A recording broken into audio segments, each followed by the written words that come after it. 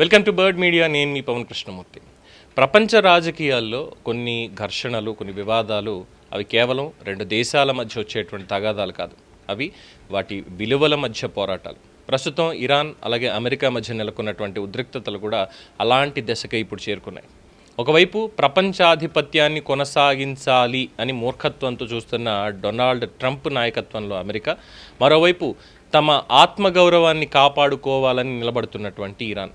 ఇది కేవలం అణు కార్యక్రమాల వివాదం కాదు, ఎవరు ఎవరికి లొంగాలి, ఎవరు ఎవరికి గులాంగిరి చేయాలి అన్నటువంటి ప్రాథమిక ప్రశ్న చుట్టూ తిరుగుతున్నటువంటి సంఘర్షణ. అమెరికా విధిస్తున్నటువంటి ఆర్థిక ఆంక్షలు ఇరాన్ ఆర్థిక వ్యవస్థను బలహీనపరచడమే కాకుండా దాన్ని పూర్తిగా తన నియంత్రణలోకి తీసుకురావాలన్న ఒక వ్యూహాన్ని అక్కడ ప్రతిబింబిస్తున్నాయి.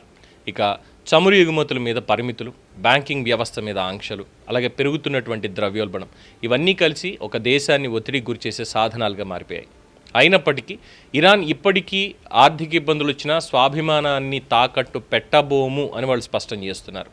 ఇదే సమయంలో స్ట్రెయిట్ ఆఫ్ హార్ముజ్ వద్ద అమెరికా యుద్ధ నౌకలు, డ్రోన్ల సంచారం పరిస్థితిని మరింత ఉద్రిక్తంగా మారుస్తోంది. ఇది కేవలం ఒక సైనిక విన్యాసం కాదు, ఇది ఒక హెచ్చరిక. మా మాట వినకపోతే పరిణామాలు తీవ్రంగా ఉంటాయి, మీ మీద దాడులు చేస్తాం అనే సందేశాన్ని అమెరికా ఇస్తుంటే, మా భూభాగం మీద దాడి జరిగితే మా ప్రతిస్పందన కూడా అంతే తీవ్రంగా ఉంటుందని ఇరాన్ స్పందిస్తోంది.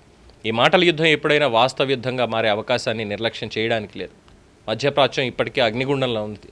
ఈ ఉద్రిక్తలు మరింత పెరిగితే ప్రపంచ చమురు సరఫరా, ఆర్థిక వ్యవస్థల మీద తీవ్రమైనటువంటి ప్రభావం పడే అవకాశం ఉంది.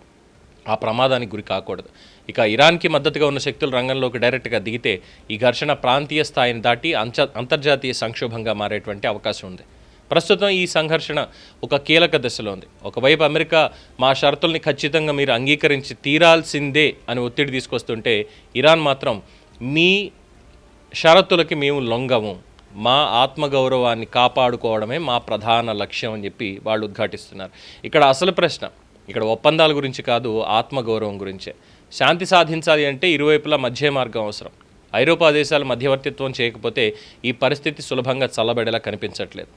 అమెరికా అనుసరిస్తున్న అత్యధిక ఒత్తిడి విధానం ప్రపంచవ్యాప్తంగా చమురు ధరలని పెంచుతూ భౌగోళిక, రాజకీయ అస్థిరతని మరింతగా పెంచుతోంది.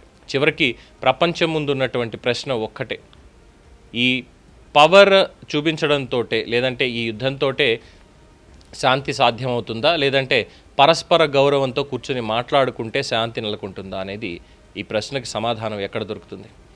మరో పక్కన చూస్తున్నప్పుడు దౌత్యపరంగా పాకిస్తాన్ ఇస్లామాబాద్ వేదిక అయింది. మొన్న ఇస్లామాబాద్ టాక్స్ అన్న పేరుతో అమెరికా ప్రతినిధులు, అలాగే ఇరాన్ ప్రతినిధులు, అలాగే ఇజ్రాయెల్ ప్రతినిధులు వీళ్ళందరూ కలిసి కూర్చొని మాట్లాడుకున్నప్పటికీ కూడా అమెరికా విధిస్తున్నటువంటి ఆంక్షలు ఇజ్రాయెల్ తోటి కలిసి, అంటే ఇక్కడ ముఖ్యంగా చెప్పాలి, ఇజ్రాయెల్ అమెరికాకి ఎందుకు అంత ఛాన్స్ ఇచ్చింది?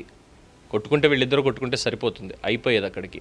బట్ అమెరికా దాంట్లోకి రావడం, అమెరికా వచ్చిన తరువాత పూర్తి స్థాయిలో అది ప్రపంచ మాంద్యంగా మారిపోయేటువంటి అవకాశం రావడం, ఇవన్నీ అయ్యాయి. పోనీ ట్రంప్ ఏమైనా వెనక్కి తగ్గుతాడా అంటే, ఆ మూర్ఖ శిఖామణి వెనక్కి తగ్గడం లేదు సరికదా, ఇంకా నా ఇష్టం వచ్చింది చేస్తా, ఎవరిని వదిలేది లేదంటున్నాడు. మరి ఆ మూర్ఖత్వానికి, ఆ నియంతృత్వానికి మందనేది లేదా ప్రపంచంలో? అమెరికన్స్ మరి ఏ పాపం చేసుకున్నారో తెలియట్లేదు. ట్రంప్ లాంటి వాడిని సెకండ్ టైం కూడా తీసుకొచ్చి వాళ్ళ నెత్తి మీద పెట్టుకొని, మరి ఆ డెమోక్రాట్స్, రిపబ్లికన్స్ కాస్త ఆలోచించుకోలేదా అమెరికా సార్వభౌమత్వం అంటే ఏంటి అనేది?